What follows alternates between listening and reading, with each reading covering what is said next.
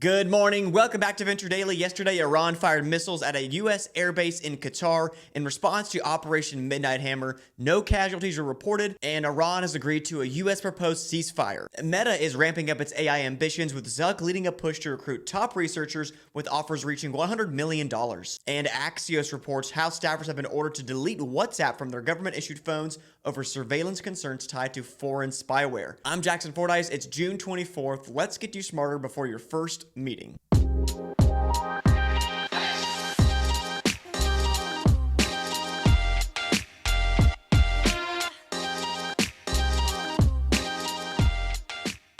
So remember back in April when Hertz said it was going to start using AI to scan rental cars for damage? Well, they did, and now we have our first horror story. A guy named Patrick rented a Volkswagen from Atlanta's airport. He returned it with a tiny 1-inch scuff on one wheel, and minutes later, he gets hit with a $440 bill, $250 for the repair, $125 for processing, and $65 for admin.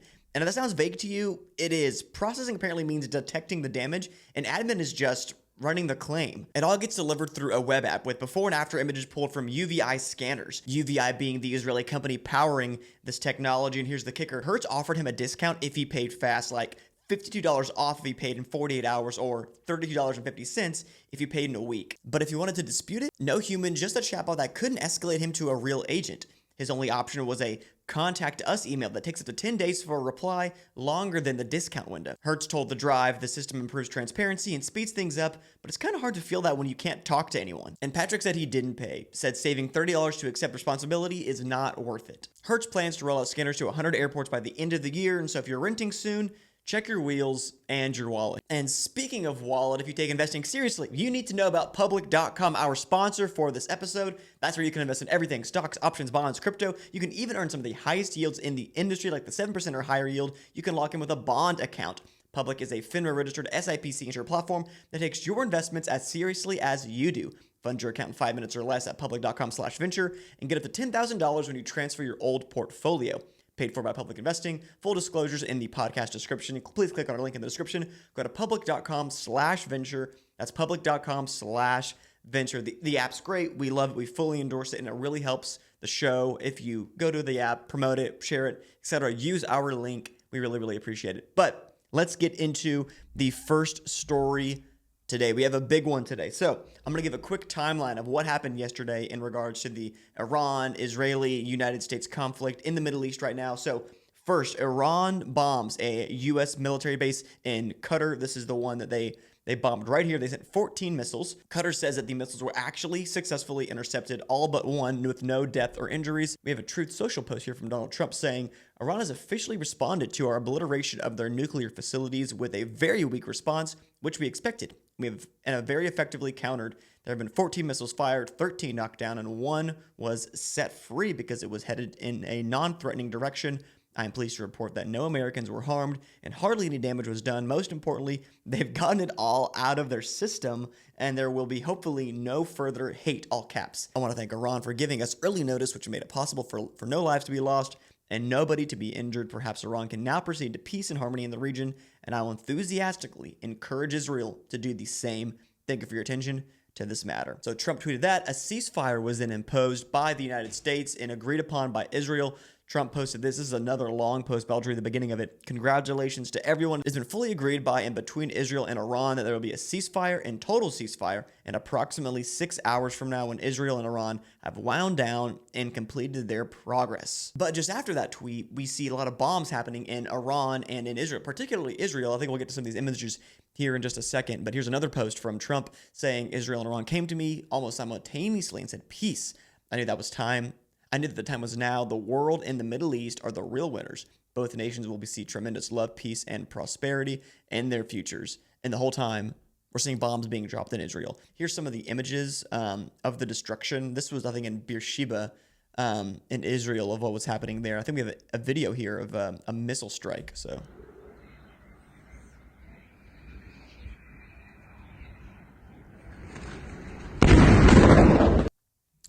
pretty insane stuff, and I wanted to ask Jackson Moses about his opinion on what's going on in the region when it came to Iran bombing our military base. And this was recorded before the ceasefire was imposed and before the Iranian attacks on Israel. So keep that in mind when listening to Jackson's answers. Thank you to Jackson for being on the show today. Yeah, Jackson Moses, managing partner of Silent Ventures. So I asked Jackson with my first question. Trump called Iran's retaliation very weak and signaled he doesn't want more war. Is this a genuine pivot toward de-escalation or just political posturing after a risky escalation? I think both sides, right, politically are trying to save face to the extent possible. Not that the United States needs to, but like we were attacked, right? Albeit Iran warned, Qatar and indirectly the United States, and we removed many of our assets and shot, I believe, all but one missile from Iran out of the sky. So I think it's a situation where, look, no one in America, especially of our generation, wants to go to a war, like go into war again. Like Iraq, Afghanistan, version one, version two, 20 years, $4 trillion down the drain, countless lives, treasure, blood spilt. We have no business conducting boots on the ground operations in or around Iran. That's their own foreign policy. That's the foreign policy of EMEA with the influence of the West. And I think a lot of people agree on that. But to the extent that, this is political posturing, of course, Iran just, got handed its largest defeat in decades. All the leverage is off the table with regards to their nuclear program, or most of it. And I think Trump is trying to signal internally here in America that we can continue to attack from afar and, we can continue to inflict maximum damage.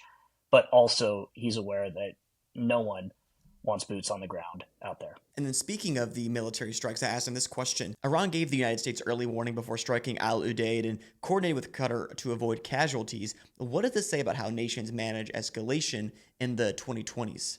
Yeah, it's really interesting, right? I think it's about internal politics. Iran did the same thing with Iraq many years back when we were there. And again, they have to save face in the Middle East. But it has to do with administrations, I believe, and parties in charge and how seriously we take deterrence. Again, speaking loud but carrying a bat to back it up.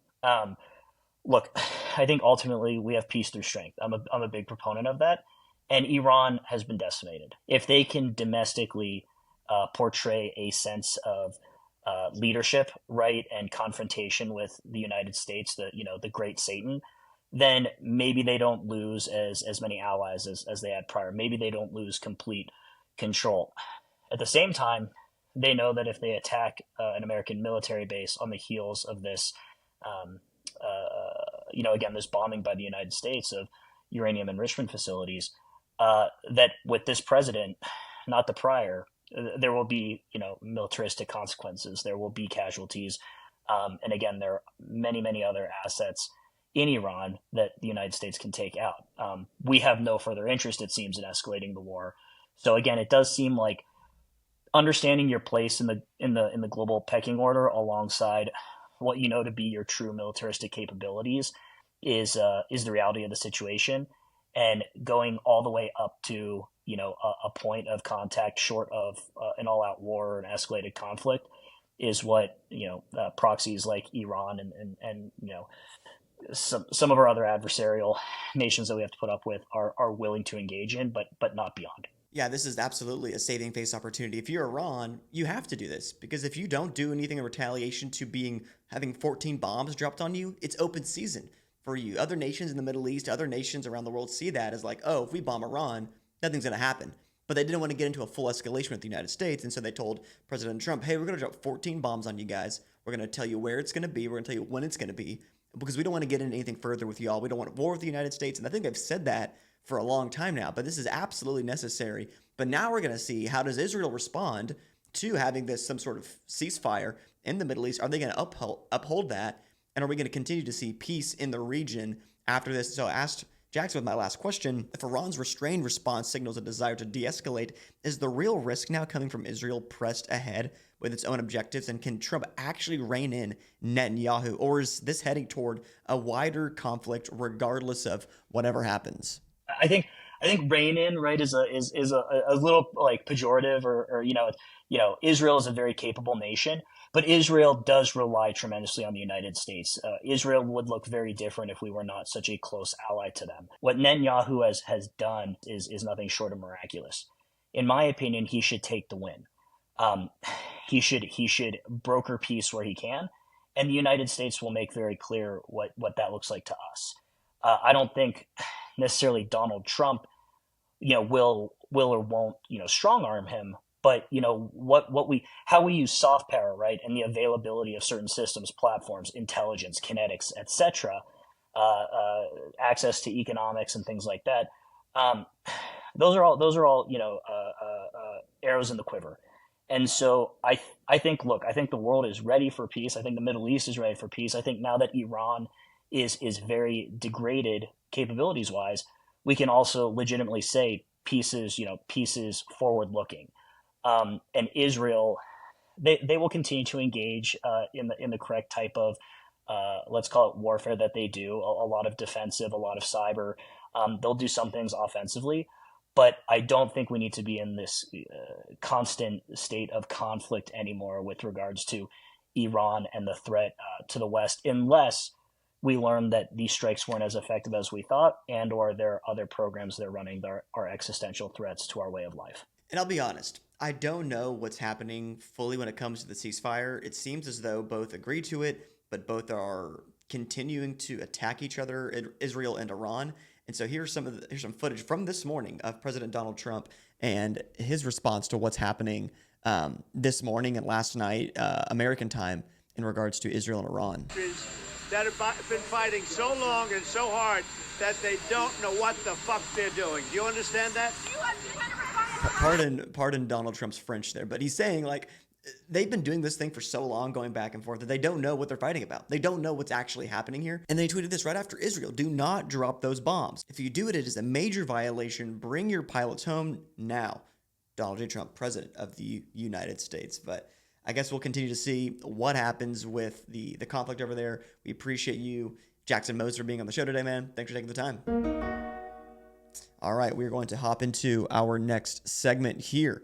Mark Zuckerberg is personally spamming the smartest AI researchers on the planet and offering them hundreds of millions of dollars to join his new superintelligence team at Meta. We've already talked about this before, but Zuck has been cold emailing, WhatsApping, even hosting top talent at his home in Palo Alto and Lake Tahoe. He's pitched OpenAI's John Schumann, Ilya Sutskever, and Bill Peebles, and reportedly offered $100 million plus packages to individual hires. But despite the insane offers, many aren't biting. Sources say candidates are skeptical, not just of Meta's shaky AI track record, but also the lack of clear execution. Even Meta's own chief AI scientist, Jan LeCun, doesn't fully believe in the LLM approach Zuck is doubling down on. Still, OpenAI CEO Sam Altman is brushing it off, saying none of his best people have left, and with Meta's recent AI flops and internal tension over direction, Zuckerberg's personal crusade might be less of a flywheel and more of a flex. And so for more of the story, I spoke with George Mathew.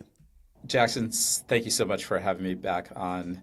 My name is George Mathew. I'm a managing director at Insight Partners. I look forward to having this conversation today on everything going on in the venture world. For my first question with George, I asked him, we're watching billionaires personally cold email researchers and drop $100 million per hire. How does this level of spending and personalization shape the AI job market? I think we're in for a moment where some of the best researchers, whether they be at some of the larger research shops or newer sort of folks that are now starting to build their own companies that are peeled out of the larger research shops, are going to be some of the most valuable assets needed to build this next generation of AI systems. And that's really where we're starting to see the amount and interest in terms of being able to get people on board to go build these systems at scale.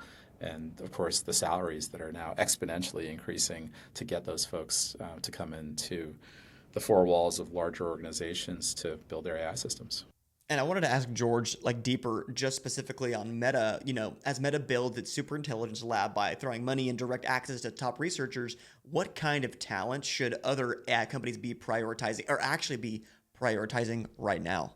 I think at Meta at this moment, what we've seen up to this point was a lot of great research being done when it came to the Llama models themselves, and being able to find a lot of just scale in terms of how the performance of the open source models that Meta was bringing to market were kind of holding up to this certain point of where the Llama 4 models were released. What's clear is that has slowed down, and you're starting to see some of the larger research shops, particularly OpenAI and Anthropic, extend their lead in terms of what they're capable of delivering. And so now you have to think about what you do as an organization like Meta terms of what's next. And so clearly there was a desire to move faster and to change up the game. And certainly the 50%, 49%, whatever, 51% acquisition of Scale AI. I think when you think about this on a broader basis, it tells you that the limiter right now is less and less about the compute and in the infrastructure. It's about the great talent to do the research that's necessary to build the AI systems of the future.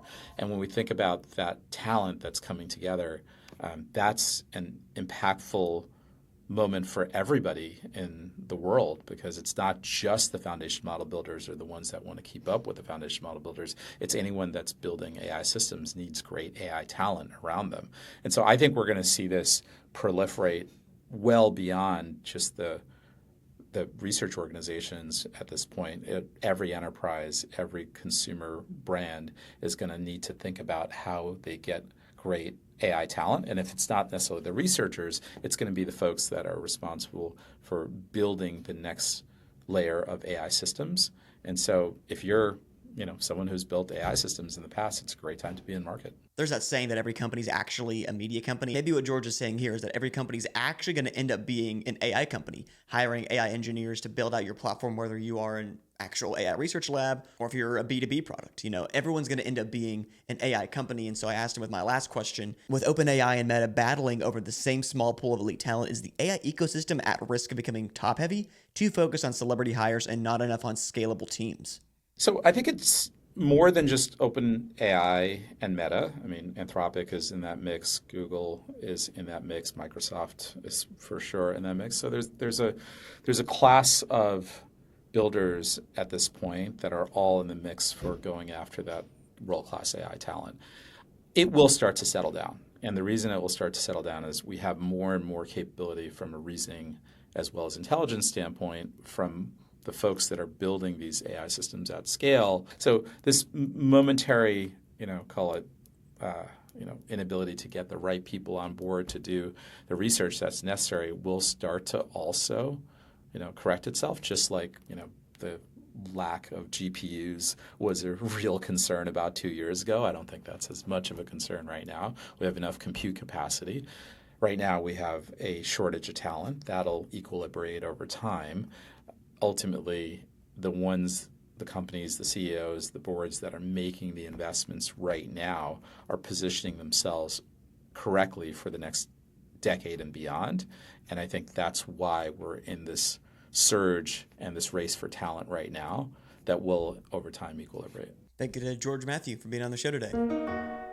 All right, last story today. Congress just banned WhatsApp from all House-managed devices, calling it a high-risk app with too little transparency and not enough data protection, according to an internal email obtained by Axios. The House Chief Administration Officer says WhatsApp lacks storage data encryption and poses potential cybersecurity threats. Staffers are now being told to delete the app from phones, laptops, and browsers, or face follow-up enforcement. And this is not the first move like this. The House also restricted Microsoft Copilot, ByteDance apps, and even limited ChatGPT to the paid version only. And then, Meta is not staying quiet on this. This is a tweet from, or an X post from Andy Stone, the director of comms at Meta.